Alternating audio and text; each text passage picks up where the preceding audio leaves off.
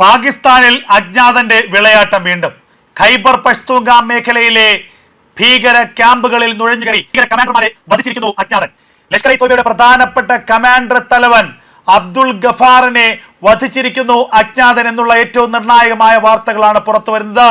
Lashkar E തോയ്ബയുടെ Khyber പഷ്തൂൺഖാൻ മേഖലയിലെ പ്രധാനപ്പെട്ട commander തലവൻ അബ്ദുൾ ഗഫാറിനെ അജ്ഞാതൻ വധിച്ചിരിക്കുന്നു. ഇന്ത്യക്കെതിരെ പ്രകോപനപരമായ മുദ്രാവാക്യങ്ങൾ വിളിച്ചതിന് പിന്നാലെ നിരന്തരമായി പാകിസ്ഥാനുള്ളിൽ ഭീകര കമാൻഡർമാർക്കെതിരെ വധശ്രമങ്ങൾ നടക്കുകയാണ്. ഇതിന്റെ ഏറ്റവും ഒടുവിലത്തെ ഒരു ഉദാഹരണമാണ് അബ്ദുൾ ഗഫാറിനെതിരെ നടന്നുള്ള ആക്രമണം.